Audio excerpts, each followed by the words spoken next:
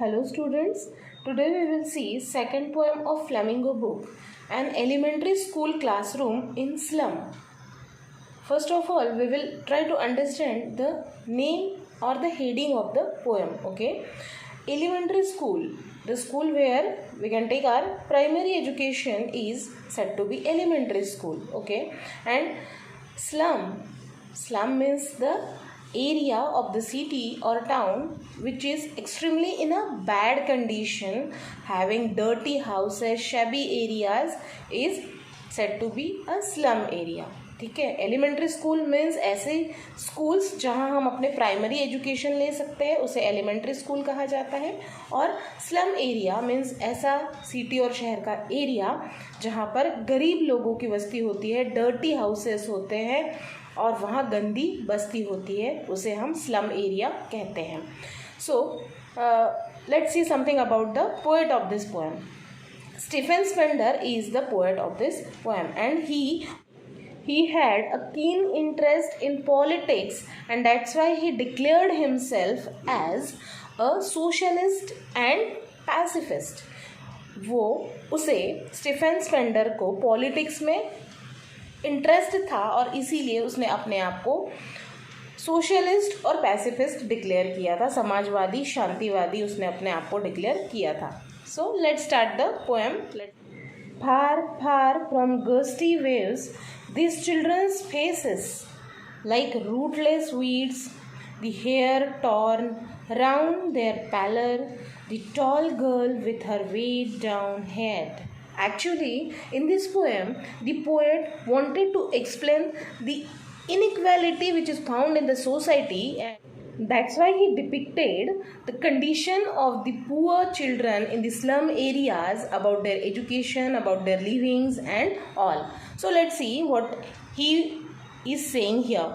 Far, far from gusty waves, these children's faces. Actually, gusty means energetic. Actually, the students or the kids of these age are really energetic. They are excited to go to school. But the poor children in the slum areas are unlike all the children. They do not have any excitement, any energy on their faces. And like rootless weeds, जो weeds होती है, rootless होती है, हम unwanted plants होते हैं, उन्हें उखाड़ कर फेंक दिया जाता है. Likewise the children are unwanted like the rootless weeds. Okay. And hair torn round their pallor, उनके जो हेयर है वो बिखरे हुए हैं उनके पेल फेसेस के आसपास. मीन्स उन्होंने प्रॉपरली कोम नहीं किया है, उनके पास हेयर ऑयल नहीं है. दे don't have any comfort at their home, and that's why they are just looking shabby. And a tall girl with her weighed down head. There was a girl in the school. She was tall enough, but her head, she was tired because of her malnutrition, because of her mental condition. वो अपने malnutrition के कारण, उसकी mental जो poverty के कारण जो उसकी mental situation हो गई, उसके कारण भी वो बहुत ही ज़्यादा टायर्ड है और इसीलिए वो अपना हेड डाउन करके क्लासरूम में बैठी हैं. And the paper seeming boy with rat's eyes. अब poet is saying paper seeming boy with rat's eyes. ऐसा क्यों कहा होगा? Paper seeming boy means a boy who is looking just like a paper. Means बहुत ही थीन सा एक boy वहाँ पर है विथ रैट्स आईज. आप लोगों को पता होगा कि रैट्स जो होते हैं वो always in search of something, in search of food, हमेशा वो फूड के लिए खोजते रहते हैं, उनकी आंखें ढूंढते रहती है. बस उसी टाइप से ये जो बॉय है बेचारा, उसकी आंखें रैट आईज है, वो हमें इधर उधर ढूंढ रहा है, कुछ खाने के लिए मिले, मुझे कुछ खाने के लिए मिले. And the stunted unlucky heir of twisted bones reciting a father's gnarled disease his lesson. वो जो बॉय है वो स्टंटेड है, उसके हेयर बिखरे हैं और जो बोन्स है वो ट्विस्टेड है. और ये जो ट्विस्टिंग बोन्स का डिसीज़ है वो उसने अपने फादर से इनहेरिट किया है और वो बैठकर अपने डेस्क पर लेसन अपने रिसाइट कर रहा है from his desk. Okay. And at back of the dean class, one unnoted, sweet and young वहीं उसी क्लास में एक स्वीट और यंग बॉय अननोटेड है, उसे कोई नोटिस ही नहीं कर रहा है।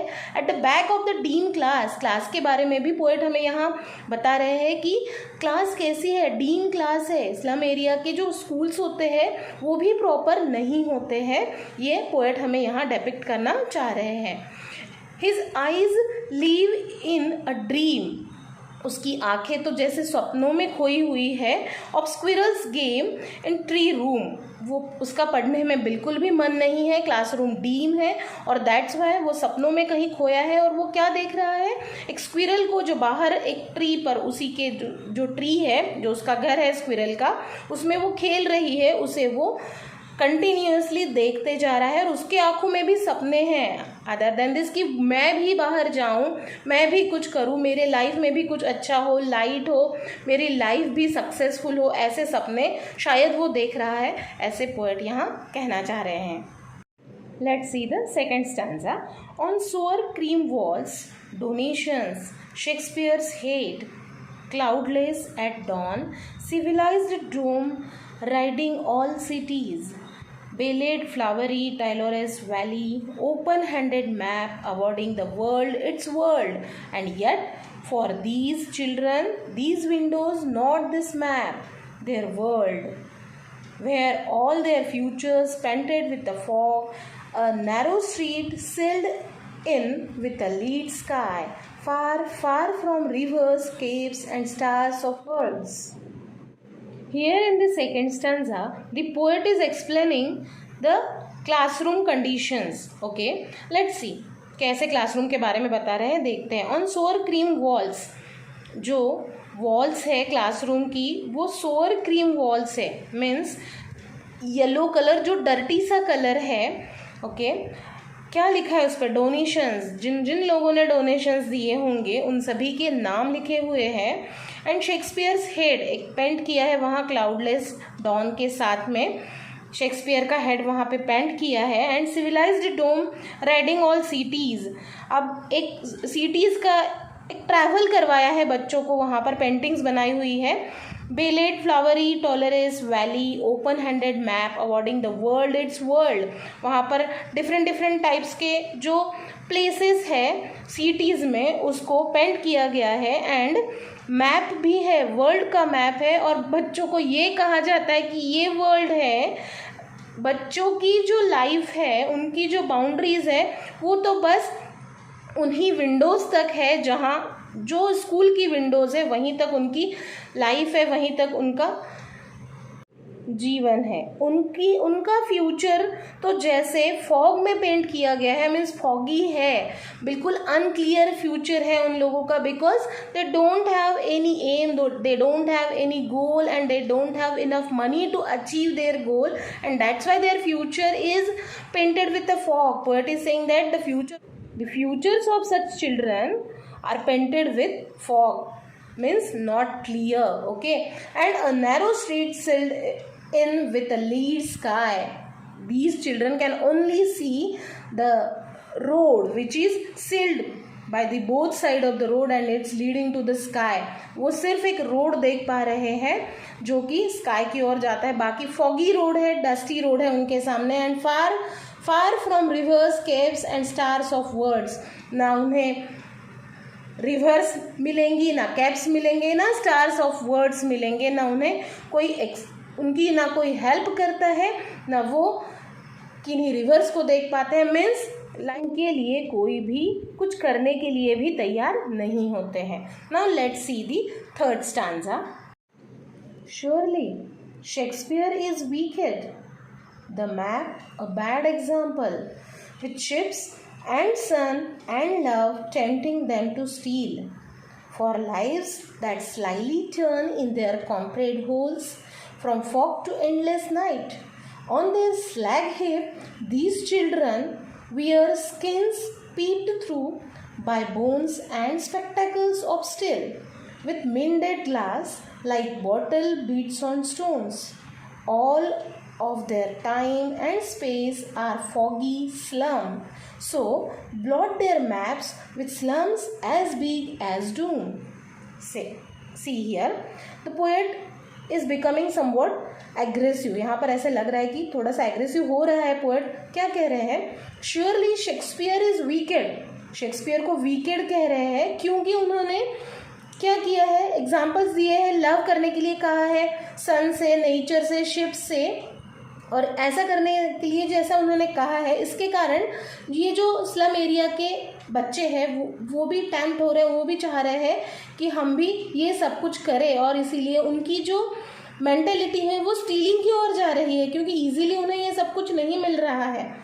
So for lives that slyly turns in their cramped holes, उनके उसमें मक्कारी थोड़ी सी आने के लिए होती है क्योंकि उन्हें ये इजीली नहीं मिलता, इसलिए वो स्टील करने के लिए रेडी हो जाते हैं। From fog to endless night, उनके लाइफ में तो फॉग ही फॉग है, उनकी लाइफ, उनकी जो नाइट है वो एंडलेस है क्योंकि उनके लाइफ में जो अंधेरा है वो ख़त्म ही नहीं हो रहा है, उनकी लाइफ में जो डार्कनेस है वो कभी भी एंडलेस है, ख़त्म ही नहीं हो रहा है। एंड दैट्स वाई समटाइम्स वो स्टीलिंग की ओर आगे बढ़ने लगते हैं। And on their slag heap this children wear skins peeped through by bones and spectacles of steel with mended glass like bottle bits on stones. उनकी ये जो बच्चे होते हैं स्लम एरिया के, वो उनके जो साइड में, उनके घरों के आसपास में फैक्ट्रीज होती है या जहाँ भी एरिया वो कंजेस्टेड एरिया होता है, इसलिए वहाँ पर कचरों के ढेर लगे हुए होते हैं और उसी पर से ढूंढकर कुछ ये लोग